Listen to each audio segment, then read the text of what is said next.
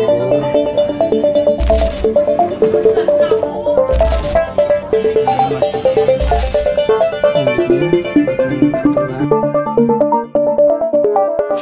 warahmatullahi wabarakatuh. Izin perkenalan pokok, nama saya Luis Saputra. Saya Muhammad Endurtanen Hakim. Saya Nurul Sari. Baik, video ini dibuat untuk memenuhi tugas UAS desain dan jaringan komputer. Sekian dan terima kasih. Nah, jadi di sini alat-alat yang digunakan yang pertama ini ada router. Router adalah perangkat yang menghubungkan jaringan lokal atau LAN ke internet dan mengatur lalu lintas data. Portnya meliputi port WAN untuk koneksi internet, port LAN untuk perangkat lokal, dan port USB untuk perangkat tambahan. Alat yang kedua itu ada kabel LAN, atau disebut juga dengan Local Area Network. Kabel LAN adalah jaringan komputer yang menghubungkan perangkat untuk berbagi data, sumber daya, dan koneksi internet dengan cepat. Kabel LAN ini nantinya akan disambungkan ke router tadi. Alat yang ketiga ini ada printer. Printer adalah perangkat output yang digunakan untuk mencetak dokumen, gambar, atau data digital lainnya ke media fisik seperti kertas. Printer ini nantinya terhubung ke komputer melalui kabel LAN tadi. Di sini kita memakai printer Epson L3150 ya. Alat yang keempat ini ada switch. Switch adalah perangkat jaringan yang menghubungkan beberapa perangkat dalam satu jaringan untuk berbagi data.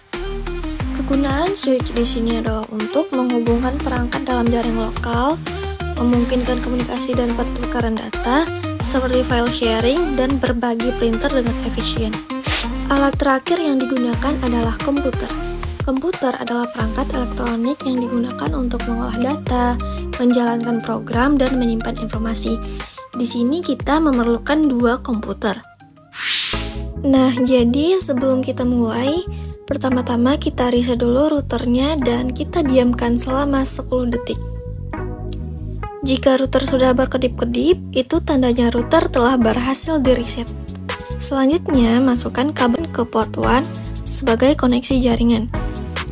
Karena router sudah di-reset, sekarang kita coba melakukan pengaturan melalui website TP-Link. Nah, selanjutnya, pasangkan kabel LAN ke port LAN yang tersedia pada router. Kemudian, sambungkan ujung kabel lainnya ke port LAN pada komputer. Dengan cara ini, komputer akan terhubung ke jaringan yang disediakan oleh router, sehingga memungkinkan komunikasi dan transfer data antara perangkat tersebut.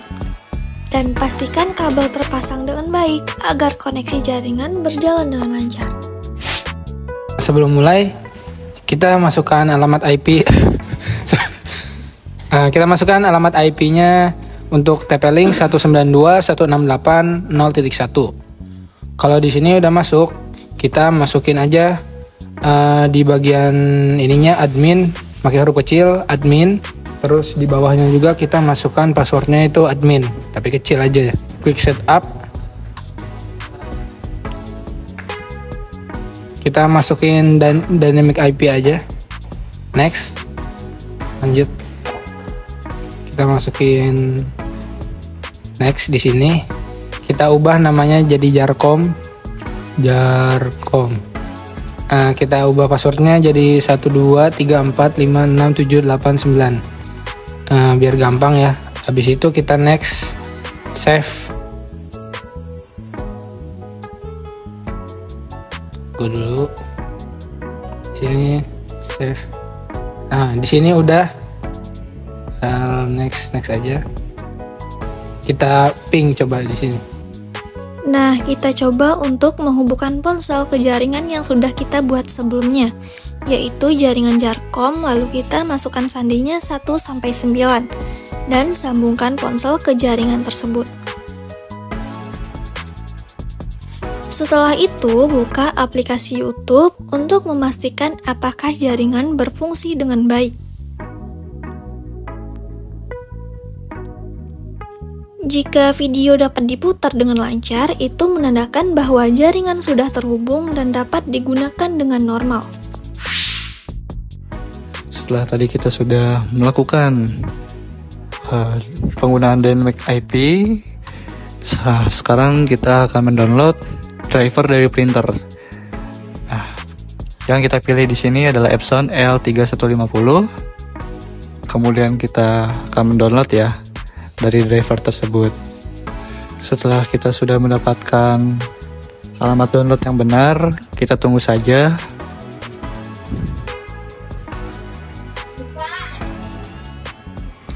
Setelah kita sudah mendownload, akan ada persyaratan-persyaratan dan kita setuju semua. Kemudian next saja untuk tahapan-tahapan selanjutnya, dan kita menunggu untuk downloading printer driver itu tuh.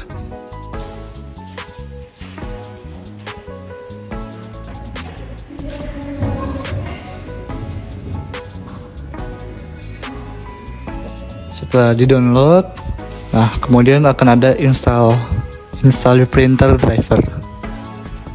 Ikutin saja langkah-langkahnya yang sudah tertera ya. Nah, setelah sudah instalasi, kita melanjutkan tahapan-tahapan selanjutnya, itu checking software dan lain-lain. Kita hanya next saja ya di situ. Setelah driver sudah kita download, kita masuk ke control panel, kita lihat di akun ya. Kita untuk menambahkan akun, masuk ke control panel di akun, terus klik aja dan kita add someone. Terus nanti, nah kita tidak menggunakan email yang lain ya, kita yang menggunakan email Microsoft. Kita tanpa menggunakan email Microsoftnya, tinggal diketik saja namanya siapa, printer, kemudian masukkan passwordnya, masukkan ulang lagi passwordnya, dan kasus kalau misalnya kamu lupa akan password kamu, nanti akan ada pertanyaan-pertanyaan yang diisi saja di situ. Kalau tadi kita sudah membuat akun dengan nama printer, selanjutnya kita akan membuat nama akun, yaitu Andrew.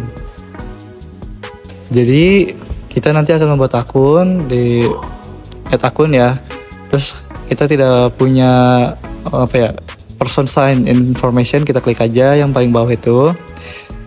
Nah kemudian ketika sudah masuk, kita pakai yang without Microsoft ya.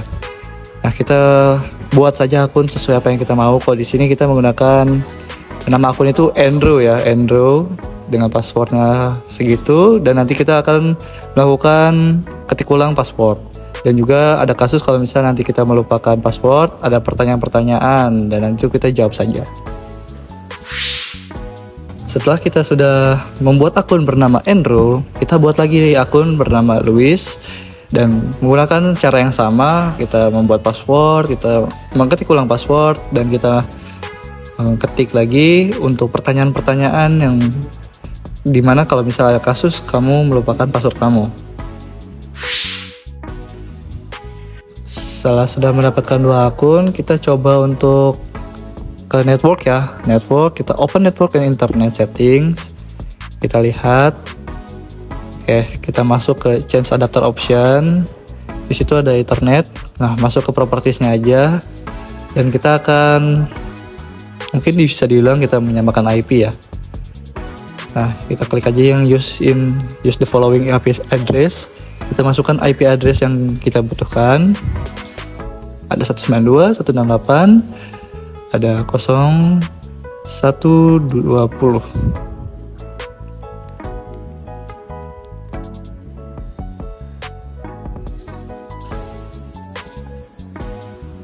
Setelah itu kita klik juga subnetworks-nya, dan kita harus mengisi default gateway-nya ya. Default gateway-nya dengan 192.168.01. Nah, setelah kita sudah mengisi default gateway-nya, kita harus mengisi juga DNS servernya. Kita menggunakan DNS yang umum saja, 888, dan alternatif DNS-nya 8844. Kemudian kita klik OK dan close. Oke, setelah kita sudah menentukan IP ya, mungkin kita masuk lagi ke control panel. Kemudian kita cek network and internet. Kita masuk network and sharing center, kita lihat change advanced sharing settingsnya. Untuk semuanya di turn on ya, di turn onin saja. Dari request or public, di private, turn onin semua. Dan di all network nanti ya, nanti kita akan men-turn off password ya, protected sharingnya. Kita harus mematikan passwordnya saja. Jadi selebihnya kita harus turn on. Kemudian setelah itu kita save sync saja, kita save ya. Kemudian kita masuk lagi ke control panel, kita masuk ke program dan turn Windows features on or off. Jadi kita bisa lihat di sana. Nah, kita harus menyalakan dulu SMB-nya ya, dengan mengklik SMB untuk file sharing support. Kemudian kita klik OK dan kita tunggu saja.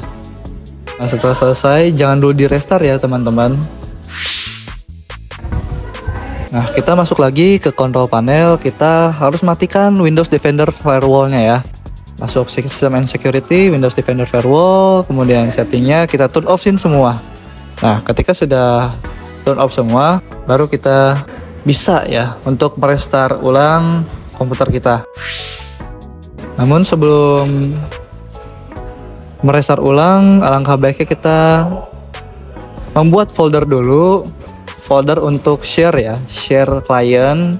Kita klik aja, bikin folder, namanya latihan Jarkom. Terus kita bikin lagi folder dengan isi foldernya itu bernama yang tadi kita sudah buat akun kali ya, Louis, Andrew, dan all. Nah, kita buat lagi nih. Oke, dengan nama Andrew. Setelah itu kita buat lagi folder dengan nama all. Setelah itu kita masuk ke control panel lagi. Kita masuk ke hardware and sounds dan kita cek device and printer. Nah, kan tadi kita sudah mendownload ya printernya. Kita lihat nih di sini. Kita lihat di printer. Kita masuk ke property printersnya ya. Printer properties tuh. Nah, kita nyalain ke share disk printer ya teman-teman. Jangan lupa untuk share disk printer. Kemudian kita apply dulu. Nah, ketika sudah di apply, baru kita oke. Nah, setelah kita sudah seperti tadi share disk printer, kita masuk lagi ke file yang Jarkom, latihan Jarkom tadi. Kita klik kanan di folder all, kita masuk ke propertiesnya. Untuk apa? Kita untuk men-sharing file-filenya. Nah, kita masuk, terus kita add. Nah, add-nya everyone ya. Kalau all kita add-nya everyone. Terus kita ubah permission levelnya menjadi read and write. Kemudian kita share ya. Oke, done. Habis itu kita jangan lupa untuk melakukan advanced sharing. Nah, di advanced sharing ini kita masuknya bukan di add ya, tapi kita masukin nanti ke permission. Lihat kalau misalnya sudah ada dan nama kita sudah ada di sana. Terus juga untuk perizinannya udah checklist semua. Kita baru lanjut ke file selanjutnya. Dilakukan secara terus menerus. Untuk file all, file Andrew kita lakukan secara sama. Masuk ke klik filenya, masuk ke properties, terus kita share. Nanti masuk lagi ke advanced sharing, kita permission. Habis itu kita lihat apakah sudah permission for everyone. Nah, kalau di sini kan permissionnya masih for everyone. Kita harus meremove-nya dulu. Kemudian kita harus add ya. Kita add nama file kita tadi. Nama file kita tadi apa yang kita klik? Oke, kita klik Andrew. Kita lihat, oke ada. Dan kemudian kita harus allow permission semuanya buat Andrew. Oke, kita apply dan oke. Nah, setelah oke, kita akan melakukan hal yang sama juga untuk file bernama Louis ini, folder bernama Louis. Kita melakukan klik kanan maksud saya, masuk ke properties, kalau kita sharing, kita add lagi nama Louis. Ya, untuk permission levelnya kita read and write, share, kita masuk ke advanced sharing lagi. Oke, kemudian kita lihat permissionnya untuk everyone, dan kita harus remove everyone itu dan men-add folder kita ya, folder kita dengan nama Louis tadi. Oke, ketika sudah di-add, kita harus men-allow lagi permission untuk saya ya, untuk Louis itu, permission for Louis itu. Nah, setelah sudah beberapa tahap tadi, kita bisa untuk merestart terlebih dahulu, men-sign out terlebih dahulu. Di sini kita masuk aja langsung ke tempat buat nyeting WiFi, klik kanan, open network. Kita langsung change adapter option. Di adapter option ini kita klik Ethernet, klik kanan, properties. Sini kita cari IPv4, properties. Kita masukin aja IP yang kita ingin, yaitu 192.168.0.125. Di sini subnet masknya tinggal masukin default gateway 192.168.0.1. Di preferen DNS-nya kita masukin yang biasa aja 8.8.8. Masukin alternatifnya 8.8.4.4. Selanjutnya oke. Ini tinggal close aja. Sini kita masuk ke credential manager, cari aja. Kalau udah kita masuk ke Windows credentialnya, add Windows, masukin IP yang tadi, kita pencet slashnya 192.168.0.120. Masukin nama yang udah kita buat tadi, yaitu Andrew. Masukin passwordnya tadi 123. Kita pencet OK. Di sini udah muncul 192 yang kita ketik tadi. Kita keluar. Selanjutnya kita masuk ke file manager. Sini masukin IP yang tadi /192.168.0.120. Kita tes dulu ya. Nah, di sini udah muncul tuh. Di situ ada file Andrew. Kita masukin, kita bikin folder baru. Itu masukin dokumen. Kita tulis coba aja kali ya. Di sini kita tes yang Louis.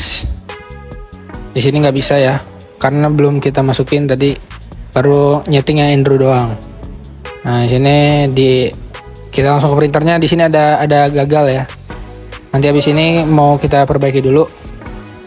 Kita pindah ke komputer 1. Di komputer 1 ini permasalahannya ada di sini ya guys. Kita masuk aja ke control panel. Kita view masuk program, terus program fitur, kita masuk Intel's update. Nah, di sini nih, ini masalahnya di Windows ini security update-nya ya. Kita klik aja. Kita install, kita tunggu berapa menit, lumayan lama, kalian tunggu aja. Di sini langsung restart now. Dan install, kita masuk ke klien lagi, kita masukin aja IP yang tadi 192.168.0.120. Kita tes di sini, apakah udah bisa? Kita klik, tunggu dulu. Sini agak lama ya. Kita coba aja di sini, kita klik file yang tadi, file Word. Tunggu, kita keluarin dulu. Sini kita tulis apa aja dah. Kita langsung aja. Kita coba print dulu. Sini kita print file yang tadi, kita pencet Epson yang udah kita setting di awal. Nah, kita pencet aja printnya. Kita do display, accept aja.